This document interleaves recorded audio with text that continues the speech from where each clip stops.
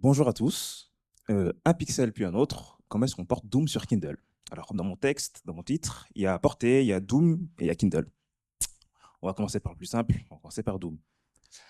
Doom, c'est quoi? C'est un jeu vidéo, c'est un FPS sorti en 1993 par ID Software. C'est sorti sur MS-DOS, donc c'est l'ancêtre de Windows. Je vais juste vous montrer ce que c'est, parce que c'est un jeu qui est plutôt ouf, plutôt banger. Voilà ça. Une super soundtrack. Voilà. Donc ça, en 1993, c'est quand même une révolution. C'est toute la youth, la perspective.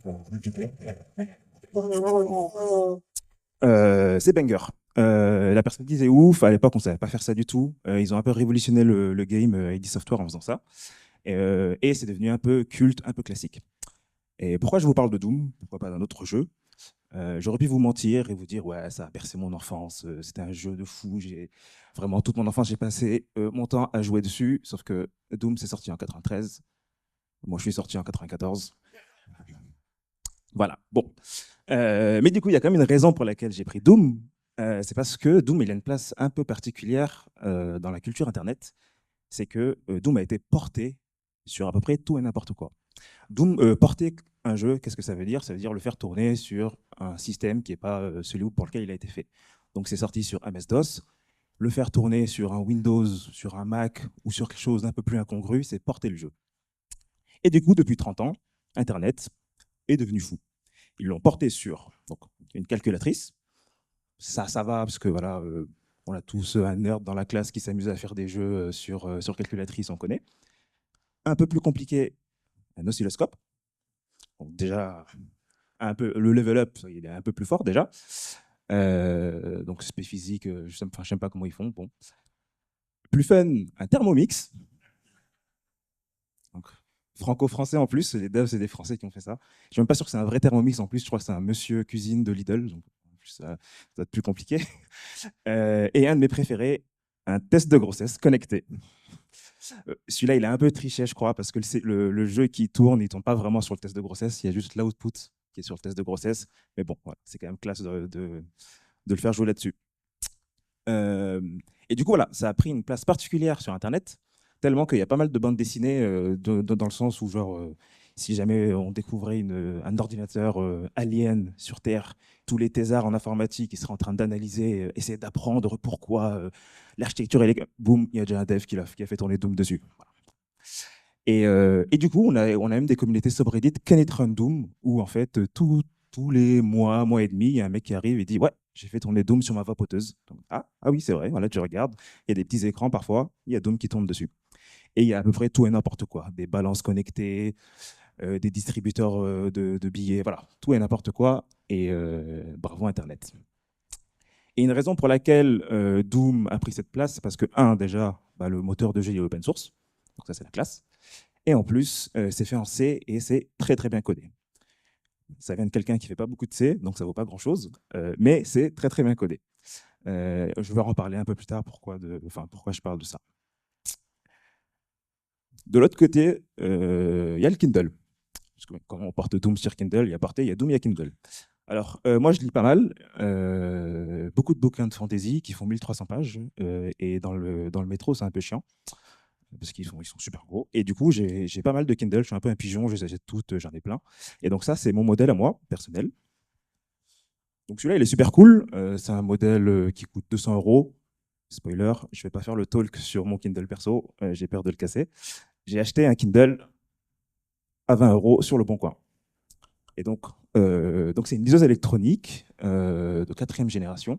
Et donc si vous ne savez pas ce que c'est vraiment une liseuse électronique, c'est une tablette où en fait il y a de l'encre électronique à l'intérieur, donc c'est plus facile de lire sur les yeux. Enfin, ça fait pas super mal aux yeux, c'est pas un écran LCD, ça attaque pas votre rétine et ça marche un coup de billes magnétisées, donc des billes de noir, des billes blanches. Elles sont ça c'est un pixel d'une liseuse électronique. Et donc, elles sont magnétisées et en fonction du courant qu'on fait passer, ben, on fait monter un certain nombre de billes en haut noires, un certain nombre de billes blanches vers le bas. Et en fait, on peut faire des dégradés de gris grâce à ça. Et donc, visuellement, c'est beaucoup plus agréable qu'un écran d'iPad et ça n'attaque pas votre rétine.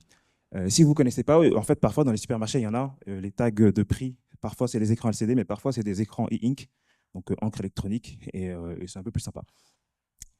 Donc, le Kindle que j'ai regardé un petit peu les specs. Et en fait, bon, il date un peu, le Kindle, il date de septembre 2011, 20 euros, c'est pour ça. C'est du 6 inch, il y a 600 par 800 pixels. Ça fait du grayscale 8 bits, donc tout plein de specs, intéressant. L'OS, c'est un Linux à la sauce Amazon. Donc, il faut savoir que Kindle, c'est un produit Amazon, c'est eux qui le gèrent, c'est eux qui gèrent les bibliothèques derrière, Monopole, tout ça, tout ça. Ils produisent le Kindle. C'est un Linux à la sauce, un peu de mémoire, un peu de CPU. Très bien. Donc, si j'ai l'idée de vouloir essayer de porter Doom sur Kindle, donc déjà, idée débile, mais bon, partons du principe qu'on veut faire ça, va falloir qu'à un moment, je décide de me réapproprier le Kindle. Il faut que j'exécute des choses dessus, que je puisse installer des choses dessus. Et quand on parle de ce genre de trucs, on parle de jailbreak ou de homebrew. Donc, première étape, essayer de jailbreaker mon Kindle pour pouvoir en faire ce que je veux. Donc, un TLDR, je vais aller assez rapidement parce que j'ai fait confiance à un forum qui s'appelle mobilereads.com. Donc, si vous traînez un tout petit peu dans les cercles, ça existe, les cercles de liseuses électroniques. Ce forum, c'est une mine d'or. C'est que des gens qui travaillent dans l'open source de la liseuse électronique. Donc, des lecteurs, comment craquer un Kindle, quel modèle est mieux, comment est-ce qu'on fait pour hijacker ça, créer des packages custom pour Kindle ou pour n'importe quel type autre de tablette. Donc, en plus, c'est les forums old school où vous arrivez sur un sujet, il y a genre 250 pages. Le début, c'est en 2001, le fin, c'était hier. Donc, il faut tous les faire si tu veux trouver quelque chose, je l'ai fait. Mais du coup, voilà. En TLDR très rapide, première étape, se faire passer pour un développeur Amazon. On copie-colle le fichier qu'il nous donne pour la version de Kindle que j'ai. Donc moi, mon Kindle, c'est la version 4, Kindle 4. Je prends le TarGZ et ce que va faire le TarGZ sans trop regarder, en fait, ça va juste créer une fausse clé de dev qu'ils ont récupérée, je ne sais pas comment.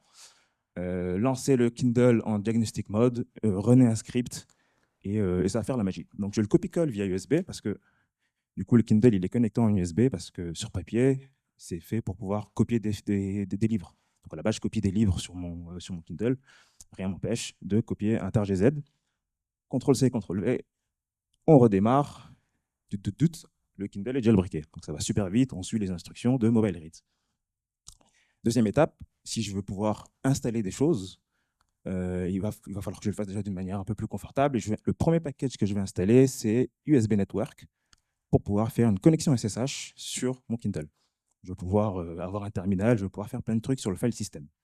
OK, pareil, il y a un package tout fait, tout beau, merci MobileReads, Kindle USB Network, on copie-colle, on met une petite config SSH. Donc là, le seul truc important à se rappeler, c'est l'IP du Kindle. C'est ça que je vais utiliser pour me connecter.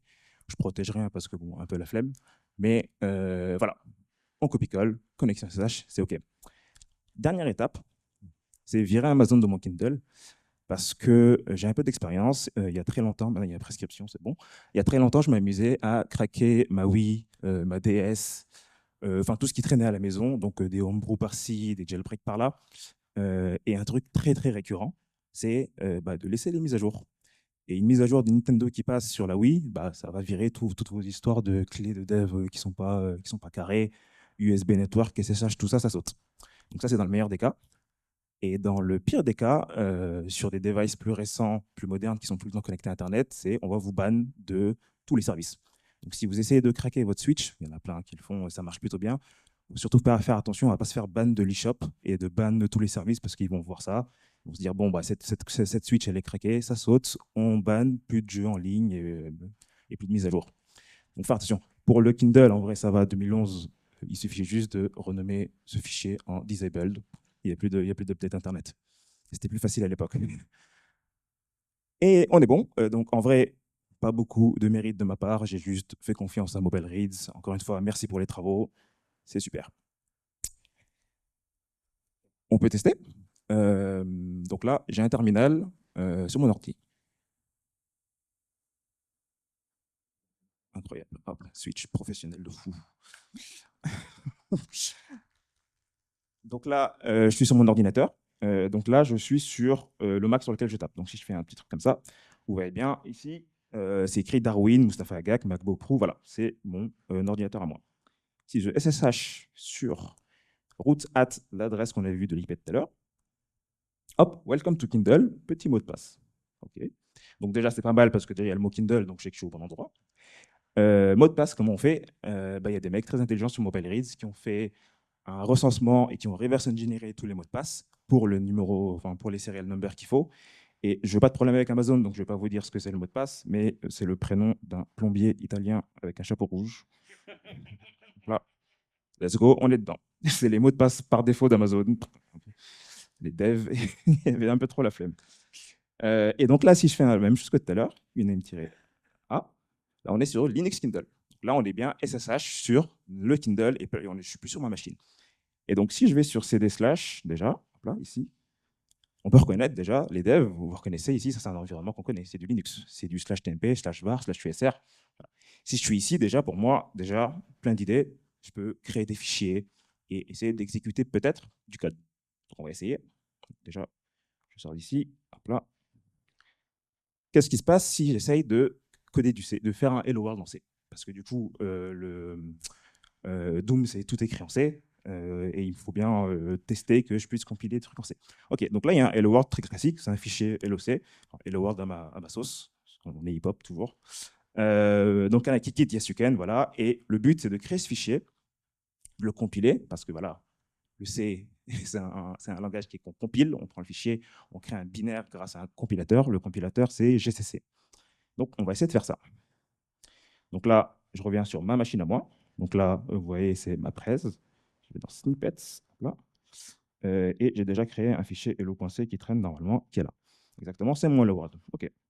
Si je le compile, gcc-o, donc crée-moi un binaire hello à partir de mon helloc. Très bien. Ça va super vite. OK. Si je l'exécute, pour l'instant, tout va bien. Kanaki Yasuken, on sait faire. C'est du hello world. Je vais essayer de copier ce fichier directement sur mon Kindle et faire la même chose. De toute façon, c'est un binaire, ça marche, quoi. Bon. Pour faire ça, j'utilise SCP. SCP, c'est juste une copie SSH.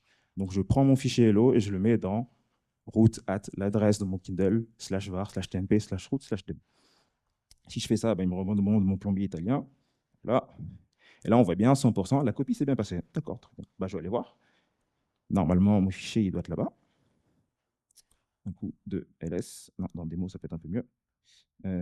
Et donc, si je fais juste ça, normalement, mon hello world, il marche. Ça marche pas du tout. Syntaxe error, parenthèse, unexpected, je comprends pas trop. Donc, normalement, vous, si vous avez déjà fait un peu de C plus que moi, parce que moi, ça date de la fac, pour vous, c'est évident. Mais moi, à l'époque, je suis en mode, c'est quoi ce bordel? C'est du binaire, je balance un binaire, je le run, normalement ça marche, le C c'est magique. Rookie mistake, move de tocard, ça marche pas du tout comme ça. Parce que certains ont dû le voir, un truc très magique. Sur cette slide, il y a 2-3 infos très importantes, notamment ARM Cortex-A8. Ça veut dire que l'architecture de mon Kindle, c'est de l'ARM, qui n'est pas la même que celle de mon Mac. Moi, je suis dev TypeScript dans du back, dans du cloud, donc ça ne me parle pas trop, tous ces trucs. Moi, je travaille sur des machines qui sont dans des VM qui ne sont même pas sur mon continent. C'est un peu trop loin de ce que je sais, donc je me suis rendu compte qu'effectivement, on ne peut pas juste compiler sur n'importe quoi, balancer dans n'importe quoi et essayer de le runner. Il y a des règles, ce n'est pas la fête. Et du coup, j'ai découvert le monde où en fait, il faut s'intéresser à la machine là où on est, ce qu'on compile et pour qui on compile. Et ça, c'est le monde incroyable de la cross-compilation.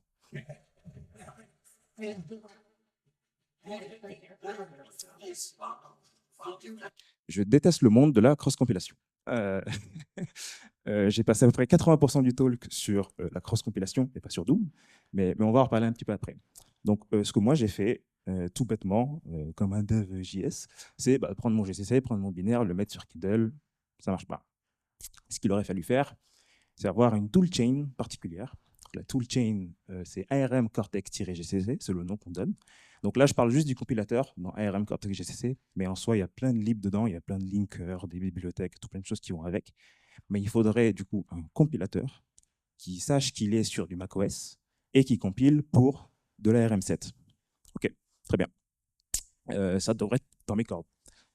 Et j'ai cherché tout plein de toolchains, j'ai rien trouvé. Enfin, qui marchait. J'ai testé des trucs. Skill Issue, j'ai pas réussi à le faire marcher. Mais par contre, il y a CrossToolNG. Et cross-toolng, c'est un générateur de toolchain. Donc si je reviens là, je vais pouvoir générer les deux carrés orange, libs et ARM Cortex GCC. Le but est de faire ça. Donc un outil super cool, cross-toolng, enfin super cool. C'est un outil qui permet de générer des toolchains ou qui essaye d'en faire. Donc, quand dans la punchline de l'outil, il y a du doute, ça ne m'inspire pas confiance de fou tout de suite. Mais voilà, on va essayer de générer une toolchain pour mon use case. OK. Donc, essayons de créer ma toolchain ARM Cortex A8, Linux, Dunabi, GCC, on va en parler juste après. OK, donc première étape, installer cross-toolng sur mon Mac. Je installe beaucoup trop de packages. Ça prend 15 minutes, ça me bouffe 25 gigas, j'étais un peu énervé. Et après, je vais voir la doc qui est pire et qui me dit oui, pour faire marcher cross-toolng sur macOS, il faut monter un disque virtuel qui soit sensible à la casse parce que ça marche comme ça. Et en plus, il faut qu'il y ait du root access. Et en fait, à chaque étape de la doc, il y avait des gros trucs en rouge en mode attention, cassez pas votre macOS en faisant ça. Attention, cassez pas votre macOS en faisant ça. Donc, j'ai failli briquer mon Mac. En plus, c'est le Mac du taf, j'étais en mode bof. Donc voilà, hop, on met de côté. Et en tant que bon dev moderne, pour simplifier tout ça et avoir une porte de sortie, je me suis dit, on va mettre une couche de Docker, ça va être beaucoup plus simple. C'est la réponse à tous mes soucis. Donc, on reprend cross-toolng, mais sur Ubuntu dans un container Docker. C'est de la triche, mais let's go. Donc, j'installe cross-toolng sur Ubuntu. Déjà, ça se passe un peu mieux. Cross-toolng se bat pas avec moi et mon système. Et on essaye de créer une configuration pour la toolchain que je veux. Et c'est là où ça devient un peu plus compliqué, parce que du coup, là, je vous ai mis quelques choix sur la toolchain que je veux créer. Donc la toolchain que je veux créer, c'est un truc qui cible la RMv7. Rappelez-vous, hein, ARMv7, c'est l'architecture de mon Kindle. Le compilateur, je vais toujours utiliser GCC, pardon, ça peut être autre chose, mais bon, je vais utiliser GCC. La version de C, tout plein de détails. L'interface, un truc que j'ai pas tout à fait totalement compris encore aujourd'hui, mais je vais essayer. Normalement, c'est la communication entre votre code et encore plus bas que le C, donc votre file system. Franchement, j'ai passé des heures à lire des trucs, c'est pas pour moi. Mais voilà, EIB, c'est ce que j'ai choisi. Et l'NGNS, je sais pas si vous vous rappelez, pour ceux qui ont fait la fac ou l'école d'ingé, c'est les trucs où on pensait que ça servait à rien. C'est le sens de lecture des bits. Moi, à l'époque, j'étais en mode, oui, bon, bah, t'es sympa, ça sert à rien. Spoiler, ça sert à plein de trucs. Et du coup, oui, c'est super important de choisir le bon niveau d'NGNS pour votre architecture. Donc là, je vous ai juste mis 6 trucs. Vous pensez que c'est simple, mais en fait, moi, j'avais ça. Il y a genre une centaine de paramètres à configurer. Et en plus, cross-toolng, ça se lance direct dans votre terminal. Il vous hijack votre terminal, il vous met ça à la place. Donc déjà, très peu sympa. Donc il dit vraiment ici, c'est Windows, on est style Windows, ça bouge pas. Et voilà, plein de détails que je vous montre pas, pas super sexy. Voilà, c'est plein de trucs à configurer. Mais voilà, une fois qu'on a ça, on a notre config de prête, on lance la création du toolchain. On attend 35 minutes. À ce moment, je ne croyais pas que ça allait marcher, parce que j'étais en mode, bon, bah, au bout de 10 minutes, il y a sûrement un souci, quoi. Je vais me faire à manger, je reviens. J'ai mon conteneur qui fait 16 gigas et j'ai une toolchain de créer. Donc, quand même, petite victoire. Et donc, une fois qu'on a cette toolchain dans mon conteneur, techniquement, je peux essayer de compiler. Donc, le truc final, ça ressemble à ça. Donc, sur mon Mac, j'ai un container Docker Ubuntu avec ma toolchain qui est créée dessus. Accessoirement, cross-toolng est aussi dessus. Et je peux créer un binaire ARMv7 que je peux sortir du container et balancer sur mon Kindle. Donc là, vous reconnaissez bien de l'over-engineering comme il faut, comme on aime, mais ça marche et je m'en fous un petit peu. On peut tester et voir si, avec une version ARM, mon Hello World fonctionne un peu mieux. Donc si je fais un coup de ls et que je vais dans Snippets, il y a un Hello ARM, je l'ai déjà copié sur mon Kindle pour gagner un peu de temps. Un peu de triche. Si je me connecte dessus, toujours, ça ne bouge pas. Là. Donc là, si je fais un coup de ls, normalement, j'ai un dossier démo. Dans mon dossier démo, j'ai tout plein de trucs, notamment Hello ARM. Et si je fais ça, avec un peu de chance, Kanaki Kitty Yasuken, ça marche. OK. Donc, on a réussi à exécuter du code sur mon Kindle. C'est trop bien. Bon, par contre, on a fait un Hello World, et entre Hello World et Doom, il y a quand même beaucoup de code. Donc, maintenant qu'on a parlé de Kindle, on va parler un tout petit peu de Doom. Depuis tout à l'heure, je vous fais un peu un amalgame. Je vous dis, on va recoder Doom, on va porter Doom. En fait, dans Doom, il y a 2 trucs. Il y a le moteur de jeu Doom, qui s'occupe du rendering, de la perspective, de la logique du jeu, de tout plein de choses. Et il y a tout le reste qui s'appelle le WAD, qui s'appelle Where's all the data, c'est tout, enfin, où sont toutes les données du jeu, en fait, elles sont dans le fichier WAD. Et ça contient les textures, les assets, la soundtrack, le personnage, les dessins, voilà, c'est tout le reste. Et en fait, le moteur de jeu, enfin Doom en fait, c'est plus un moteur de jeu qui ressemble à Unity ou Unreal plutôt qu'à un vrai jeu en fait. Et c'est tellement bien fait qu'en fait, le game engine, il est utilisé pour plein d'autres jeux. Ils ont travaillé énormément de temps sur le moteur de jeu et ils ont fait Doom 1, ils ont fait Doom 2, je sais plus, je crois qu'il y a un Quake qui est dessus aussi. Il y a une dizaine de jeux qui tournent sur le moteur Doom où en fait, il n'y a que le point WAD qui change. Et techniquement, il n'y a que le moteur de jeu qui est open source. Le WAD, il est copyrighté. Mais tout va bien pour le talk. Il y a des années de ça, j'ai dû acheter une version de Doom quelque part, donc on est safe.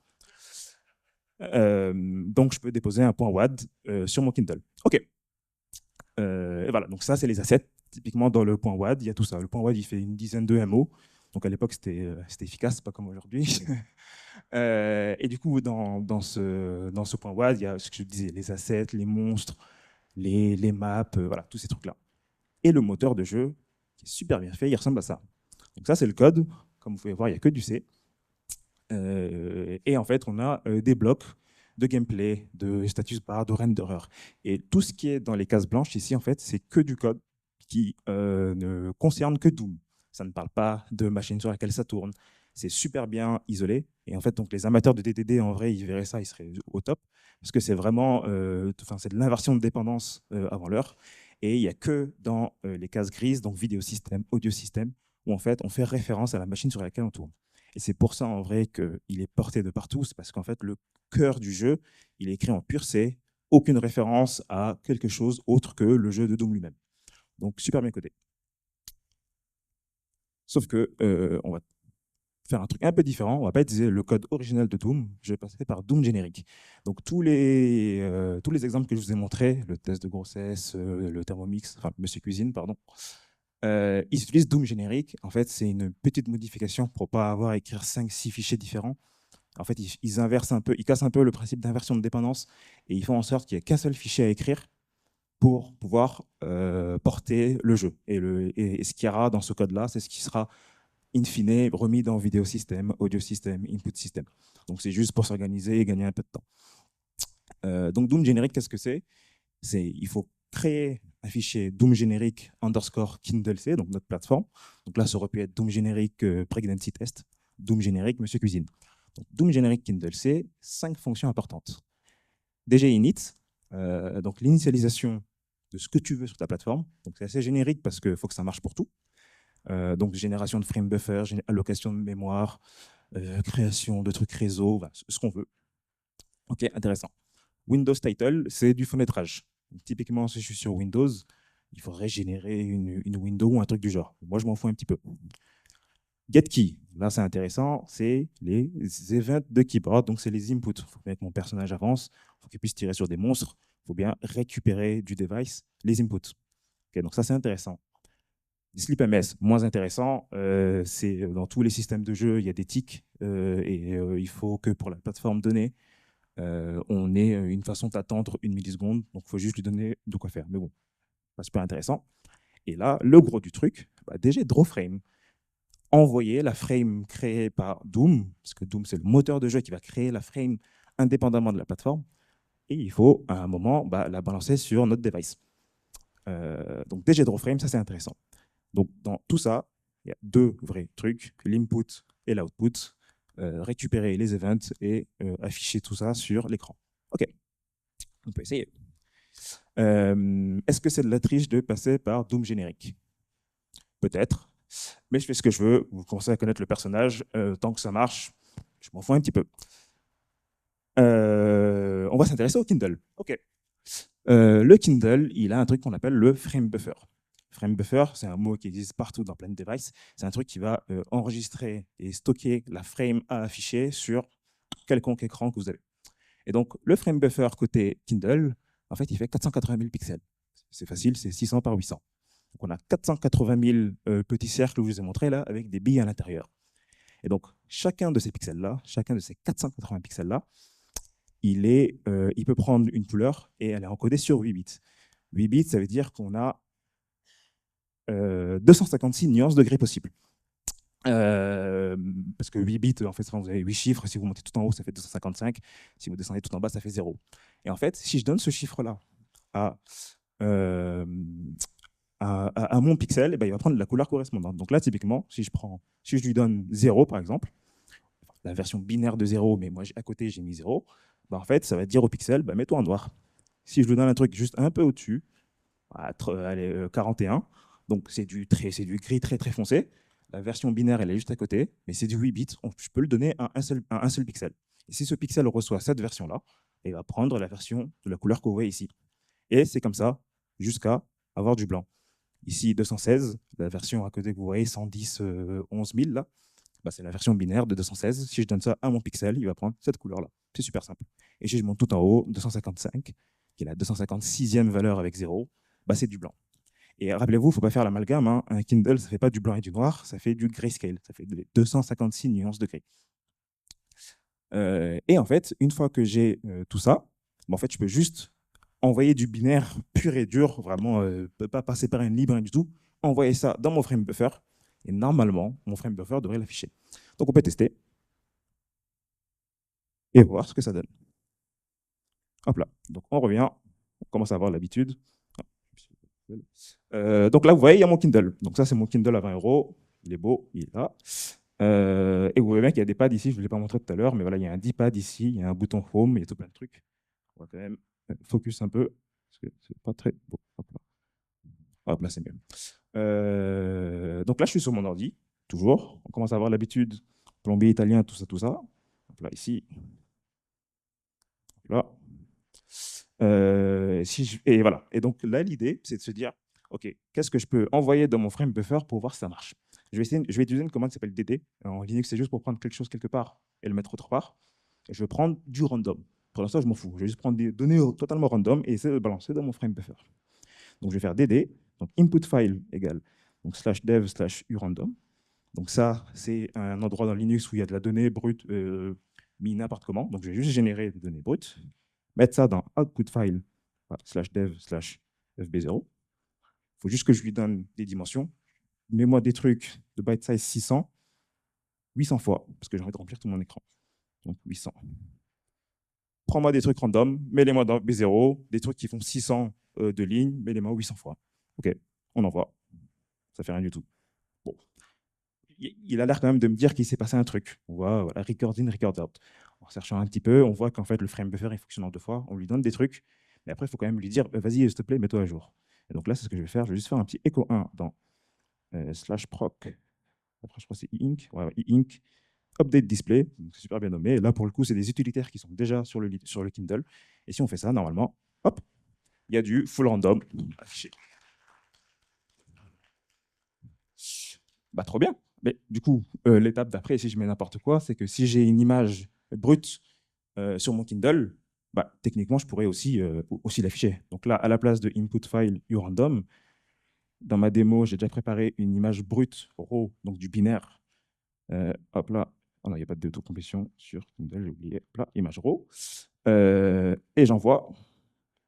C'est pas slash un point, un petit point. Hop là. Hop là, donc plein de records in, et rappelez-vous, il faut lui dire de s'updater. Et donc là, normalement, je vais avoir, hop là, MixIT 25. Merci aux bénévoles. On commence à avancer. Là, on arrive à mettre des trucs sur notre écran. Ah, trop bien. Du coup, partie un peu moins fun. Il faut coder ça en C. Rappelez-vous, hein, Dev TypeScript, l'opposé de ça. Et du coup, bah, il faut coder les 2-3 fonctions importantes que je vous ai données tout à l'heure. Notamment dginit. Dginit, chez moi, c'est juste ouvrir le frame buffer. Le but, c'est en C de refaire ce que je viens de faire ici en ligne de commande. C'est pas très propre, mais c'est ce que j'ai envie de faire. Donc, j'ouvre mon FB0, tout va bien. DrawFrame, c'est là où il y a le gros du taf. Qu'est-ce qu'on va faire? Rappelez-vous, il y a beaucoup du truc qui est fait par Doom lui-même. Il me génère une frame. Et donc, tout ce que j'ai à faire, c'est faire une double boucle sur la taille de dgscreenBuffer. dgscreenBuffer, c'est la variable que me donne Doom pour pouvoir, enfin, là où il y a toutes les données de la vraie frame du jeu. Rappelez-vous, hein, la frame du jeu, elle est indépendante du device sur laquelle elle tourne. Et tout ce que j'ai à faire, c'est récupérer et trouver un moyen de la mettre. Un truc où j'ai un peu de chance, c'est que l'output par défaut de Doom, c'est déjà intégré, c'est plus petit que l'écran que j'ai. Ce n'était pas du 400 par 800. Donc, je n'ai pas à resizer tous ces outils-là, j'en ai pas. Un coup de bol. Mais voilà, donc ici, double boucle, je vais parcourir mes 480 000 pixels, enfin, pardon, tous les pixels de la frame qui sort de Doom. Et du coup, je peux récupérer pixel ici en tapant directement dans la matrice mon pixel. Sauf que Doom, il me sort de la couleur. Nous, on est sur du grayscale. Donc, il va falloir faire de la conversion. Conversion super simple. On nous donne un pixel en RGB. Et pour convertir du RGB en grayscale, il y a tout plein de formules différentes. La plus standard, pour faire un truc qui passe bien dans les yeux des humains, c'est de prendre des coefficients sur les trois pigments. Donc 0,299 du rouge, 587 du vert et 114 du bleu. Et c'est une formule, ça pour le coup, c'est de la théorie des couleurs, hein, pour essayer de transformer quelque chose de couleur en grayscale qui passe bien. Et dernier petit tricks. Tout à l'heure, je vous dis 0 c'est noir, 255 c'est blanc. Le Kindle a décidé de faire inversement. Et du coup, je suis obligé de faire un dernier truc à la fin pour inverser. Parce que chez eux, c'est le contraire. Bon. Et là, du code pas fun pour juste écrire dans le frame buffer. Et rappelez-vous, la dernière commande que je faisais là, update display. Donc vraiment, j'ai juste refait ce que j'ai fait en shell dans ma fonction DGDrawFrame. OK. Sauf que depuis tout à l'heure, on parle de frame, mais je ne parle pas d'input. Ben, en fait, le frame buffer, il a son cousin de l'autre côté qui est dev input event 1, où en fait, dès que je tape sur une des touches de mon Kindle, ou le touchscreen, ou n'importe quel device, dans quasiment toutes les machines Linux ou n'importe quoi d'embedded, ben en fait, on a pas un frame buffer, pardon, un buffer d'event. On va récupérer ce qui se passe. Donc là, pareil, c'est pas super sexy, mais c'est juste que je poll tous les inputs. Donc à chaque fois, je vais regarder ce qui a été envoyé dans mon event 1. Un truc important ici, il faut que je lock le slash event 1. Parce que ce qui se passe très rapidement, c'est qu'en fait, bah, tu as tout le monde qui écoute ça. Et en fait, l'OS de Kindle lui-même l'écoute. Et il est en mode, bon, bah, tu veux que j'aille en bas, bah, il me met son menu. Et en fait, l'OS aussi écoute ça. Ici, je ne sais plus quelle fonction ou quel paramètre que je donne pour locker ça et dire, non, il n'y a que mon process de Doom, enfin, que mon process actuellement que j'ai lancé, qui peut écouter et personne d'autre écoute. Très bien. Et après, c'est juste un travail de reverse engineering. Je clique sur la touche du haut, je vois le code qui passe, je le map pour dire bah, ça c'est pour avancer. Je touche sur la touche du milieu, je vois le code que c'est, je dis bah, ça sera pour tirer. Donc là, c'est juste, faut prendre le temps de le faire et faire tous les codes. Et après, c'est du code aussi pour mettre ça dans une queue et envoyer ça au jeu Doom. Franchement, c'était très chiant à faire, surtout pour quelqu'un qui n'a pas fait de C depuis la fac. Mais voilà, une fois que c'est fait, on envoie la clé Doom que j'ai récupérée et on envoie ça au jeu. OK.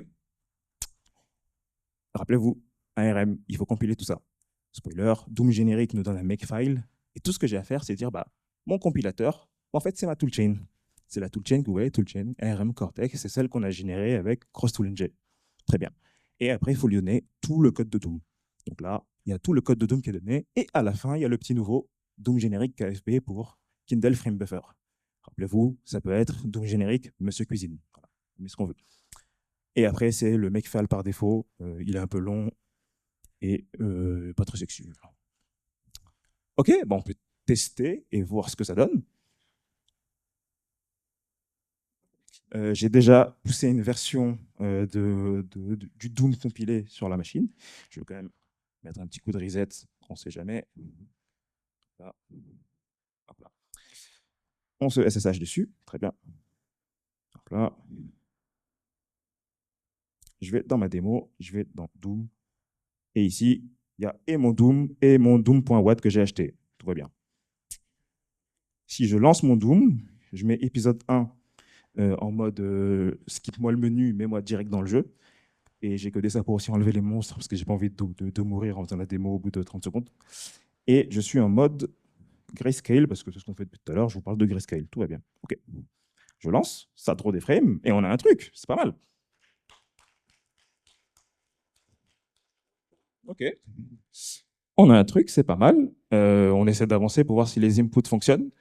C'est dégueulasse. Ok. On s'arrête. C'est beau. Ok. Là, en vrai, c'est clean même. On avance un tout petit peu. On comprend rien et on a mal à la tête. Bon. Je vais essayer de vous montrer un truc. Je connais le niveau par cœur et là, et même moi, j'ai du mal là. Attendez, hop là, je m'arrête un peu, je cherche les escaliers. Hop là, ici. Donc voilà, clairement, il y a un problème. Clairement, on est sur un échec, 2 sur 7, pas ouf du tout. Je vais avancer juste sur. Je vais essayer de ne pas prendre le bonus d'armure pour vous le montrer. Parfait. Je vais avancer un tout petit peu, on prend des risques. Parce qu'à tout moment, je le prends et vous ne voyez pas. Hop là, nickel. Et c'est un peu flou. Hop là. Donc là, le bonus d'armure, dans le vrai jeu, en fait, il brille, et il scintille de partout. Et donc là, on voit bien le problème, c'est que bah, lorsque la frame ne bouge pas, c'est plutôt beau. Dès qu'il y a des mouvements, c'est catastrophique. Ok, qui l'aurait cru, on a des problèmes de FPS sur des Kindle. On aurait pu s'en douter. Bon. C'est le premier truc qu'on m'a dit. J'ai dit, ouais, je veux porter Doom sur Kindle. Donc, haha, t'es bête. En plus, il n'y aura pas d'FPS. Donc, bon, ils avaient raison. Mais on va essayer de regarder un peu plus loin. Si je reviens à ce que je vous ai dit juste avant, où je vous ai dit, on est sur du grayscale 8 bits. Donc, rappelez-vous, hein, ça, c'est juste la formule que je vous ai montrée tout à l'heure. Rouge, vert, bleu. Je crée du gris et je le balance. Très bien. Sauf qu'en cherchant dans des specs super obscurs de Kindle, on tombe sur un truc qui s'appelle le mode black and white sur un seul bit. Donc un seul bit de données, ça veut juste dire que mon pixel, il a 2 valeurs pour choisir une couleur. 0 et 1, blanc et noir. Donc c'est pas très beau. Mais par contre, comment est-ce que je ferais déjà? Parce que pour passer de couleur à du blanc et noir, bah, c'est simple. On reprend le même code, donc on se crée du gris, donc, je sais pas, 135 par exemple. Et au dernier moment, on se dit, bon, bah, 135, c'est plus proche de 255 ou de 0. Bah, si c'est plus proche de 255, on met 255. Si c'est plus proche de 0, on met 0. Donc, c'est pas ouf parce que du coup, on passe d'un truc plutôt joli en grayscale à du noir et blanc. Mais par contre, pourquoi je vous parle de ça? Parce que bah, les taux de rafraîchissement, ils sont assez différents. En 8 bits, ça prend 600 millisecondes pour tout mettre à jour. En black and white, ça prend 125 millisecondes. OK. La vérité sur pourquoi c'est comme ça, j'ai des hypothèses. Pour moi, c'est juste que c'est plus facile de dire à tous les pixels, allez, mettez-vous en noir ou mettez-vous en blanc, plutôt que de choisir spécifiquement le degré de gris que je voudrais. Mais j'ai parlé à 2-3 mecs de hardware, ils m'ont dit c'est pas ça, mais bon, je garde mon hypothèse, ça fait mieux pour la presse. euh, et ben, on peut tester ce mode black and white et juste voir ce que ça donne. Donc mode black and white, vous avez l'habitude, hop là, on se connecte, on envoie. Je vais dans démo slash, oula, démo slash, j'arrive à taper, bordel, démo slash Doom, hop là. Je lance mon Doom-épisode 1-mode black white et juste voir ce que ça donne. Ok. Bon, déjà, on voit que c'est pas très beau. Bon. Mais est-ce qu'on a résolu notre problème de FPS? Bah, un peu plus déjà. Ici, bon, bah, j'avoue, c'est pas Clair Obscur 33, c'est pas le jeu de l'année de fou, mais on arrive à avancer un tout petit peu et on a résolu ce problème un peu de FPS. Ok. Est-ce qu'on va s'arrêter ici? Non, on est un peu plus, on est un peu plus persévérant que ça. J'ai eu la chance de pouvoir bosser dans la vidéo à Bedrock, salut les copains Bedrock, euh, et j'ai bossé dans l'ingénierie vidéo. Et des ingénieurs vidéo, ça parle beaucoup de pixels. Et quand on parle de pixels, un jour, quelqu'un m'a dit, ah oui, il y a un truc qui s'appelle le dithering. On va parler de ça. Donc le dithering, c'est un truc super connu, c'est des matheux, hein, et c'est un concept utilisé dans tout plein de trucs de signaux d'audio, l'image, l'impression 3D, voilà, c'est un truc super connu. Et moi, ce que je vais vous expliquer, c'est un sous-concept de dithering, c'est de la diffusion d'erreurs. Rappelez-vous, quand on passe de 130, là, je vous ai dit, on a du gris et on bascule à 255 ou 0, bah, on génère de la différence. On perd de la donnée, on génère de l'erreur parce que bah, y a quand même 130 points de données qui dit bah, c'est le gris 130, enfin, ou bleu, enfin, là, c'est en plein milieu. Et bah, c'est dommage parce que ça, c'est perdu. Parce qu'on va faire, c'est essayer de garder cette valeur-là de 130. Si on dit que 130, ça bascule à 255, bah, en fait, la différence, on va la répartir sur les pixels d'à côté. Donc, si je prends le pixel qui est là, je vais mettre 7/16 de l'erreur à droite, 1/16 de l'erreur en bas à droite, et ainsi de suite, 5 et 3. C'est plus simple en vous montrant. Donc ici, j'ai simulé un faux écran. Je vais commencer direct avec celui-là, parce que le premier, c'est toujours un cas particulier, parce qu'il n'a rien à gauche, quoi. Mais le premier, 100. 100, normalement, c'est rabattu à 0. 100, on descend. Et donc, je génère 100 points d'erreur. Ce que je vais faire, c'est que je vais basculer ces 100 points-là à droite, en bas à droite, en bas et en bas à gauche. Donc, je fais ça. un 7/16 de l'erreur à droite, 144, un 16e en bas, et ainsi de suite. Et donc, si on ajoute tout, ça fait bien ça. Bon, pourquoi tu fais ça, Mousse? C'est sympa tes trucs, mais je vais vous montrer, on avance, on avance, on avance. Et en fait, à chaque fois que je vais calculer, je ne vais pas juste prendre la valeur, je vais prendre la valeur plus le delta que j'ai rajouté. Donc là, ce n'est pas 120, c'est 131. Donc j'avance, j'avance. Et typiquement, si j'arrive sur celui que j'ai magnifiquement bien codé pour arriver sur celui-là, ouais, 130, 130 sur papier, on bascule sur 255. Sauf qu'il y a un delta de moins 13 parce que ça s'est accumulé à force, on a propagé l'erreur. Et en fait, on ne va pas prendre 130, on va prendre 130 moins 13. Et en fait, là, on bascule de l'autre côté. Et si on bascule de l'autre côté, on arrive à 0. Donc, ça devient du noir et pas du blanc. Encore une fois, là, je vois dans vos yeux, ça sert à quoi ton truc, Mousse? Très bien, très bien. Ouais, débitatif. Je vais prendre un banger du cinéma pour vous montrer ce que ça fait. On va prendre Bob l'éponge. Ça, c'est une image originale, très bien. Elle est bien parce qu'il y a des degrés de gris, il y a du flou et il y a de la couleur, le slip, le jaune, tout va bien. OK. En grayscale, qu'est-ce que ça donne? En grayscale, ça donne ça. Bah, c'est plutôt sympa, c'est ce qu'on voyait depuis tout à l'heure. En black and white, c'est pas ouf, ça donne ça. Par contre, en black and white disarray, avec la diffusion d'erreur, ça donne ça. Et ça, si vous pensez voir du gris, c'est un effet d'optique. Il n'y a absolument pas de gris. C'est que du blanc et du noir ici. Sauf qu'en fait, on s'est dit qu'on n'avait pas besoin d'avoir autant de blanc en haut, autant de noir en bas, pardon. Et la diffusion d'erreur fait que ça s'étale et on arrive à avoir un truc plutôt passable. Qu'est-ce qui se passe si au dernier moment, je rajoute du dithering dans mon code, je vais dire. Toujours pour être safe. Là. Normalement, on termine sur ça. J'ai failli dire le code. Faut surtout pas. Il va y avoir des problèmes. Bezos, s'il te plaît. Démo, Doom, hop là. Épisode 1. Et donc là, on a une version. Ah, il y a un truc là. Ça a l'air d'être dithering, parce que c'est pas très beau, mais par contre, on a réussi à allier le meilleur des deux mondes. On a réussi à avoir du gris passable et à avoir de la nuance de gris et perdre le focus. Focus, please come back. Et on a des FPS pas trop débiles. Donc là, si j'essaye de tirer sur... C'est moi qui est nul, hein, c'est pas les FPS, c'est juste moi qui n'arrive pas à tirer sur le baril. Et à tout moment, je perds et c'est game over en plus. Donc si je tire... Attends, j'arrive pas, hop là. Là, je suis clairement nul, j'arrive pas à viser. On va passer le talk dessus. Ah, voilà, parfait. Donc là, je perds de la vie. Franchement, on a porté Doom sur un Kindle. Moi, je suis content. On va s'arrêter sur ça.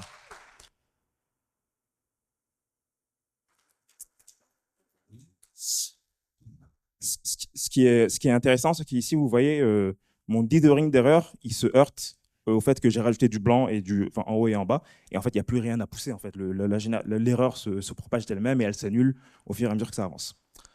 Et donc, pour conclure sur mon Doom de Wish, qui marchote, deux, trois trucs. Un, c'est dommage qu'il n'y ait pas de son, parce que la soundtrack est vraiment ouf. C'est monochrome, mais bon, ça, c'est le device qui fait, je peux rien faire.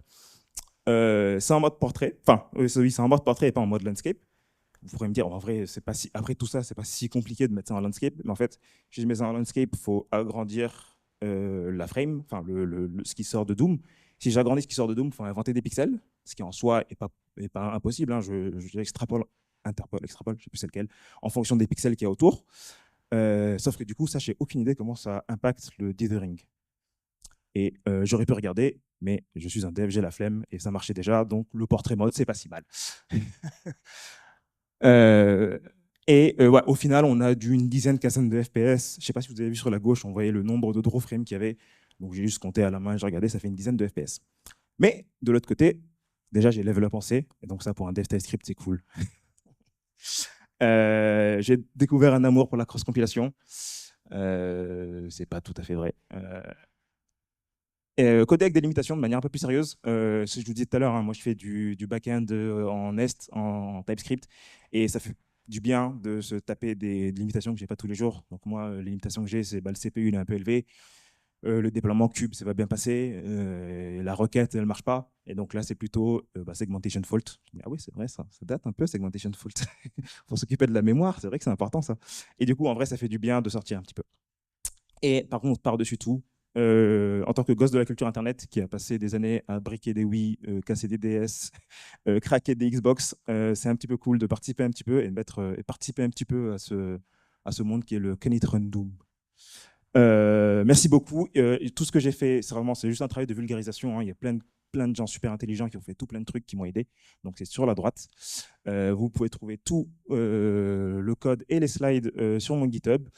Voilà, je m'appelle Moustapha Gak, je suis développeur TypeScript, full stack engineer apparemment, j'ai mis ça. Voilà, full stack engineer pardon, à Zenica et à HomeServe, c'est des potes cool, ils m'envoient en conf faire des talks débiles comme porter Doom sur Kindle. Vous pouvez me trouver sur tous les réseaux, je suis content de filer des feedbacks. Merci beaucoup de m'avoir écouté.